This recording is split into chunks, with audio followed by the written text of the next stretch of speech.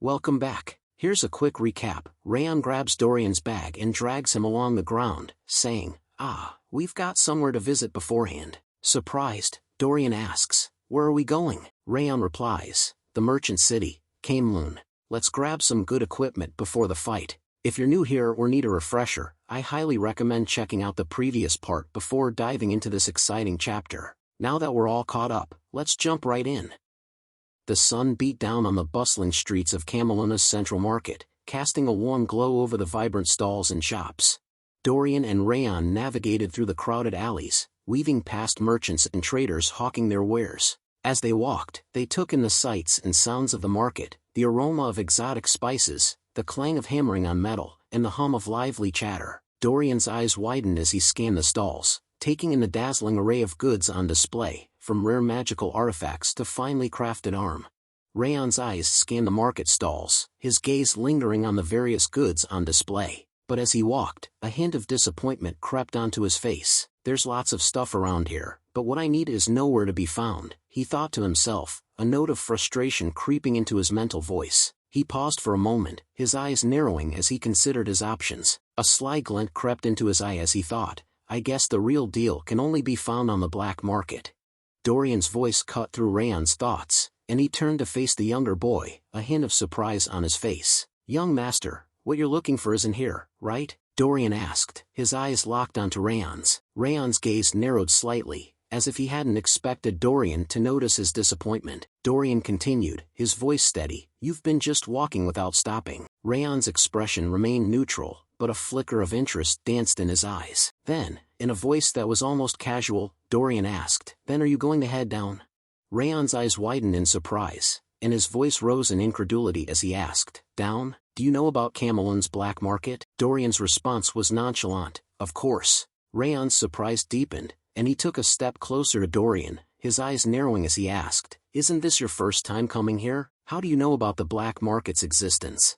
Dorian's face lit up with a bright smile as he explained, I may not look the part, but I was raised in a commercial company. He proudly placed his hands on his chest, his eyes sparkling with confidence as he continued, I'm well versed in stuff like this. Raon's eyes widened in realization as memories of the past flooded his mind. He recalled the numerous times Dorian had provided him with top-notch equipment, and his eyes sparkled with understanding. That explains everything that's happened so far, Raon thought to himself. Raon's thoughts clicked into place as he realized that Dorian's merchant background explained his surprising knowledge and skills. I had an inkling, but I didn't think he was really from a family of merchants, a hint of amusement dancing in his eyes. He mentally noted that he wouldn't need to beat around the bush with Dorian, since the green-haired boy had openly acknowledged his background. With a decisive nod, Raon spoke up, his voice firm and resolute, all right, then let's head to the black market right now. As they walked towards the black market, Dorian suddenly turned to Raon with a curious expression, you can only enter the black market through a secret passageway. Do you know how to get to the black market, young master? Raon's confident stride faltered, and he came to a stop, his eyes widening in surprise, his gaze locked onto Dorian's, a hint of embarrassment flickering across his face. For a moment, Raon was taken aback, his usual composure ruffled by Dorian's unexpected question. He seemed to be scrambling to regain his footing, his eyes darting back and forth as if searching for an answer. Raon's eyes sparkled with recollection as he said, about that. I heard it from Instructor Limer. A faint image of Limer's pale face flashed in Raon's mind, and he could almost hear the instructor's voice asking, when did I? Dorian's expression turned thoughtful, and he nodded, yes, that would explain it. I did hear there was a casino in the black market, the instructor would know the way. After a short while, Raon and Dorian arrived at the entrance of the black market, a nondescript door that blended seamlessly into the surrounding architecture. Raon adjusted his disguise, a sly grin spreading across his face as he said, then let's go inside. As they ventured deeper into the black market, Raon and Dorian navigated through a narrow, dimly lit corridor. The air was thick with the smell of smoke and exotic spices. Dorian's eyes darted back and forth, his senses on high alert. As they walked, his posture grew increasingly tense, his fists clenched at his sides. Raon, seemingly oblivious to Dorian's unease, led the way with a confident stride. He pushed aside a tattered curtain, revealing a large, ornate tent. Without hesitation, Raon slipped inside, disappearing into the shadows. Dorian hesitated for a moment, then, with a deep breath, he followed Raon into the tent. As they stepped into the tent, Dorian's eyes widened in awe, taking in the sights and sounds of the underground black market. The air was thick with the hum of haggling merchants, the clinking of glasses, and the distant thrum of music. The tent was a labyrinth of stalls and shadowy alcoves, with merchandise ranging from exotic spices and rare textiles to mysterious artifacts and forbidden knowledge. Dorian's gaze darted from one wonder to the next, his mind reeling with the sheer scale of the operation. He turned to Raon, his voice barely above a whisper, "The black market is so huge." Dorian's eyes continued to widen as he took in the sights and sounds of the black market. He shook his head, still trying to process the sheer scale and organization of the underground market. "I can't get used to it," he breathed, his voice full of wonder. "What's more, it's even cleaner than the marketplace on the surface." As Dorian spoke, Raon's gaze swept their surroundings, his eyes scanning the stalls and the people milling about. He seemed to be searching for something. Raon's attention snapped back to Dorian, and he asked, his voice low and even, "Do they have what you're looking for?" Raon's eyes narrowed as he reached into his pocket and pulled out a sleek, leather-bound auction catalog. "I need to check the auction catalog to find out," Raon replied, his voice focused on the task at hand. As he scanned the pages, his eyes scanned the listings, searching for the item he was looking for. Dorian watched with interest, curious about what Raon was searching for. Raon's eyes locked onto a specific listing in the auction catalog, a small smile spreading across his face as he muttered to himself, "Found it, the black butterfly." He nodded to himself, his mind racing with the implications. "I knew it, it's being auctioned." Raon's gaze scanned the listing, his eyes narrowing as he took in the details. "The auction will be held in the evening today, and the bid starts at 10 gold coins. Dorian's curiosity got the better of him, and he leaned in to peer at the page Raon was studying. His eyes widened as he took in the details, and he asked, "Are you planning to buy this? This is rather expensive." Raon's gaze remained fixed on the page, his mind racing with calculations. He thought to himself, "It's true, I could probably buy it by using all the traveling funds we have on hand, but it's too risky." A hint of concern crept into his thoughts as he weighed the pros and cons. "I guess I should find a pawn shop or something to add to what we have." Raon's eyes snapped back into focus, and he stood up, his movements swift and decisive. "Follow me, Dorian," he said, already striding away. Dorian's eyes widened in surprise, and he hurried to catch up. "Ha, where are you going, young master?" he asked, his voice tinged with curiosity. Raon didn't slow down, his gaze fixed on some point ahead. "To the pawn shop," he replied, his voice firm. "I'll need to sell some stuff that can be traded for money before the auction." 1 hour later, Dorian's curiosity got the better of him, and he asked, "Did you finish selling them, young master?" He glanced around, expecting to see Raon preparing to head to the auction house, but instead, he found Raon intently examining the various items on display. Dorian's brow furrowed in confusion. "But why are you checking things out instead of heading to the auction house right away?" he asked, his voice tinged with puzzlement. Raon's eyes scanned the shelves, his fingers trailing over the various items as he replied, "I'm trying to see if there's anything useful." As Raon continued to browse the shelves, his mind wandered to the task at hand. He thought to himself, "I'm browsing because we have some time left until the start of the auction." He nodded mentally, feeling a sense of relief wash over him. "Plus, I have some spare money for the auction now." However, as he scanned the items on display, his enthusiasm began to wane. He thought, "Even then, though, there's nothing good to buy." Raon's eyes sparkled with a hint of optimism as he thought to himself, "There are usually undervalued treasures lying around, waiting for the right buyer to come along." A faint smile played on his lips, but it quickly faded as he realized he wouldn't be finding any such treasures here. "What a shame," he murmured to himself. With a resigned sigh, Raon thought, "All right, well, we should head to the auction house now." As Raon turned to leave, his eyes scanned the surrounding area one last time, and that's when he saw it, a faint sparkle emanating from a small, unassuming box tucked away in a corner. Raon's footsteps faltered, and he paused, his gaze drawn to the box like a magnet. "That's..." he began, his voice trailing off as he took a step closer to the box, his curiosity piqued. Raon's eyes widened as he stared at the box, his mind racing with the implications. "That's the ring of the first head of Sieghart," he thought to himself, his voice barely above a whisper. He felt a shiver run down his spine as memories long buried surfaced. "I'm sure of it. I saw it in the memory that entered my head when I learned the Thousand Flames cultivation." Raon's eyes remained glued to the box, his mind reeling with the unexpected discovery.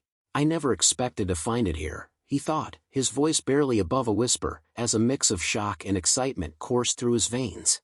Raon's eyes sparkled with excitement as he carefully took the ring in his hand, feeling a strange energy emanating from it. He looked up at the shopkeeper and asked, "Mister, how much does this cost?" The shopkeeper's face broke into a wide smile, clearly pleased that Raon had taken an interest in the ring. "Ah, you have quite the eye," he said, his voice dripping with enthusiasm. "That ring can increase strength and clear the mind." The shopkeeper's eyes glinted with a hint of greed as he named his price. "Just give me 5 gold coins, in." Just as the shopkeeper was about to conclude the sale, Dorian's angry voice cut through the air, making everyone pause. 5 gold coins? Dorian shouted, his face reddening with indignation. "Who do you think you are, trying to rip us off?" He took a step forward, his eyes blazing with accusation. "It's clear that you bought it with silver coins," Dorian declared, his voice dripping with disdain. The shopkeeper's eyes widened in shock as he stared at Dorian, fear etched on his face. He took a step back, his hands trembling as he tried to compose himself. Dorian's voice rose to a thunderous level, his words punctuated by a resounding crash as he slammed his hand onto the table. "Listen to me," he bellowed, the force of his anger making the shopkeeper flinch.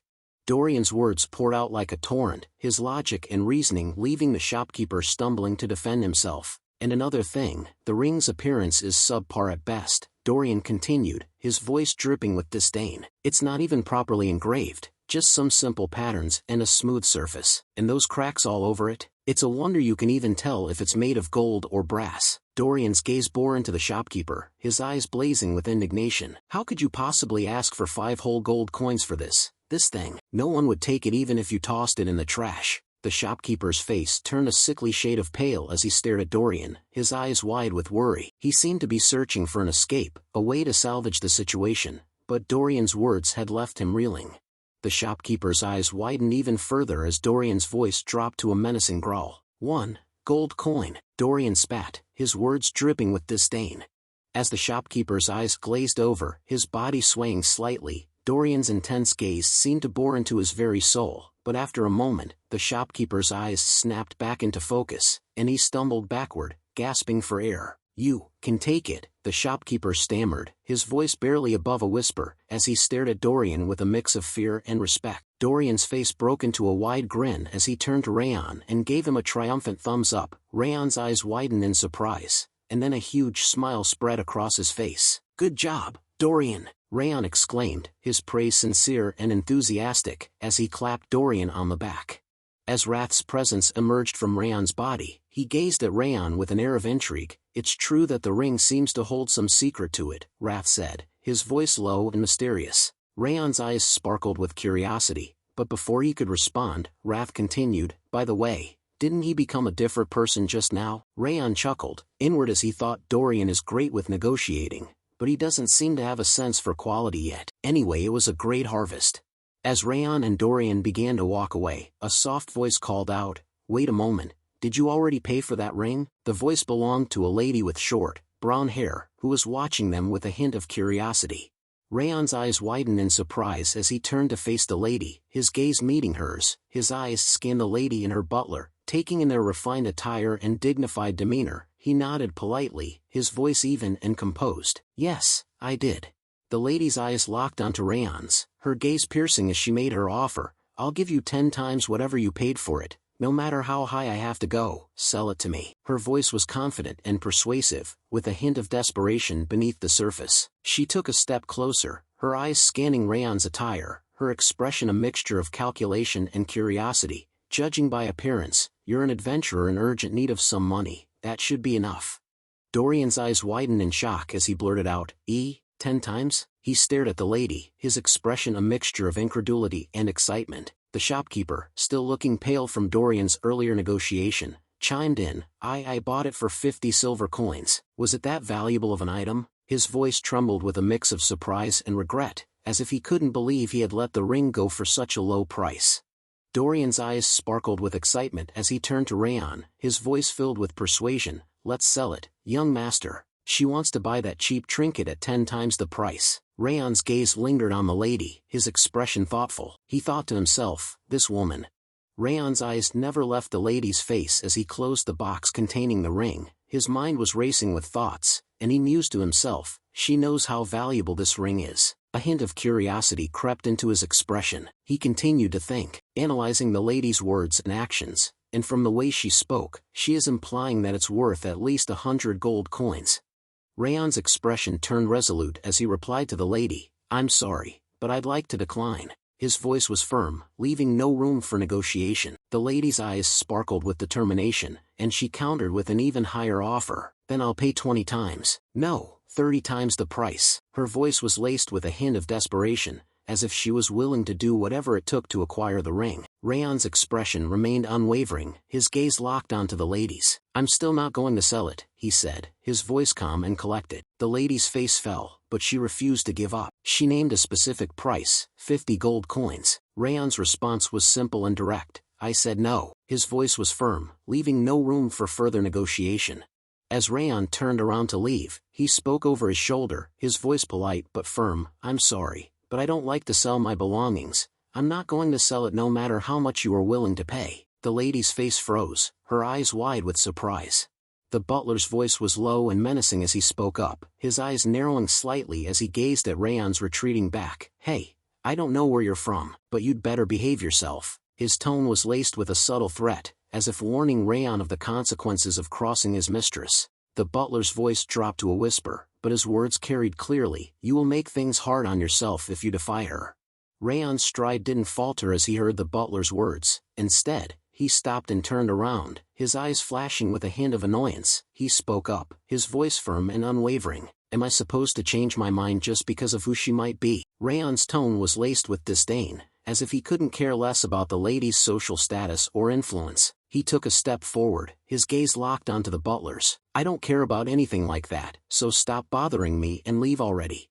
The brown-haired lady's face turned red with rage as she shouted, her voice echoing through the air, Hey, who do you think I am, acting so arrogantly? Her eyes blazed with indignation, as if she was outraged that someone would dare to defy her. She took a step forward, her hand extended imperiously. Stop defying me and hand it over while I'm still acting cordial. Raon's expression remained calm, but his words were laced with a subtle sharpness. He spoke up, his voice even but firm. How abrasive, and all because I just didn't want to sell the item. Raon's tone was tinged with a hint of disdain, as if he was disappointed but not surprised by the lady's behavior. He raised an eyebrow, his gaze locked onto the lady's. Did you want to flaunt your privileged upbringing before I go, or shall we leave it at that? The lady's expression turned cold and menacing, her voice dripping with malice. You have no idea how scary the world can be. She took a step closer, her eyes glinting with a sinister light. You should think carefully about why people always bow to others, if you don't want to end up dead in the streets, forgotten and unnoticed. Raon's expression remained unruffled, his gaze never wavering from the lady's. He nodded curtly, his voice firm. If that's all, I'll be taking my leave, then. With that, Raon turned on his heel and walked away, leaving the lady and her butler standing alone. As Raon disappeared into the crowd, the brown-haired lady's expression turned calculating. She called out to her butler, her voice low and urgent. Setter, we are heading to the auction house. Right now. Those stalls are usually visited by people who came out from the pawn shop, she muttered to herself, her voice barely audible. If he came here, he is most likely going to participate in the auction taking place soon. The brown-haired lady's eyes blazed with determination as she declared, her voice dripping with venom. I'm going to take away what he is trying to buy, no matter what.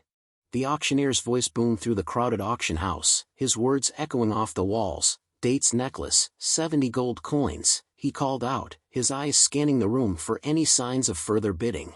Next up is the silver mana stone, he declared, holding up the glittering stone for all to see. After some time, he declares next up is the Ring of Raging Flame. After Ring of Raging Flame sold out, he shouted alright, next up is.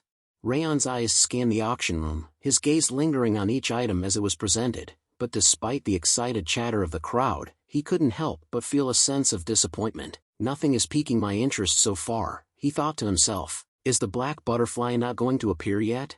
The auctioneer's voice cut through the din of the crowd, his words sending a thrill through the room. Now, this item is a noble black-colored butterfly that feeds on mana stones, he declared, his eyes gleaming with excitement. With a flourish, the auctioneer swept aside the cloth, revealing a delicate, ornate cage, and inside the cage, perched on a slender branch, was the most magnificent creature Raon had ever laid eyes on, the black butterfly. The auctioneer's voice was like honey, smooth and enticing, as he began to extol the virtues of the black butterfly. This magnificent creature is popular as an ornamental piece due to the allure of its faint twinkle, he declared, his eyes gleaming with enthusiasm. Of course, it has the drawbacks of having a short lifespan and being expensive to maintain, as it feeds on mana stones, he continued, his voice taking on a slightly cautionary tone. But nothing beats its beauty. The auctioneer's voice cut through the din, his words ringing out clear and loud. Let's start the bid. As the auctioneer's voice faded away, the crowd erupted into a frenzy of bidding. Voices called out from all corners of the room, each one trying to outdo the others. 2 gold coins, someone shouted. 5 gold coins, another voice chimed in. 7 gold coins, a third bidder called out. In a voice that was both calm and commanding, Raon called out, 13 gold coins. The room fell silent, with all eyes turning to Raon in amazement.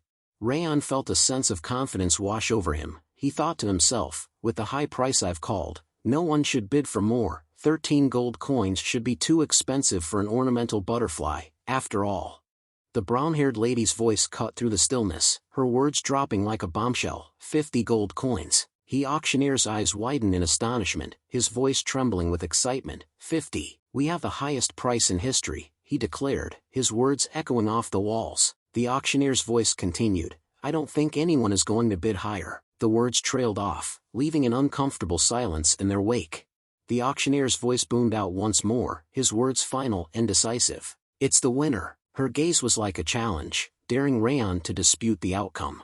The brown-haired lady turned to her butler, Setter, and called out, let's leave. Setter's expression remained impassive as he replied, Are you only bidding on the black butterfly, milady? The lady's smile never wavered as she responded, Yeah, that man wasn't at all interested in other items. On top of that he bid on that butterfly for a higher price than normal. The brown-haired lady's gaze lingered on the black butterfly, now securely in her possession. A look of certainty crossed her face as she murmured to Setter, This is definitely what he was trying to buy. The brown-haired lady's expression turned dismissive, a hint of disdain creeping into her voice. I have no more business with that good-for-nothing.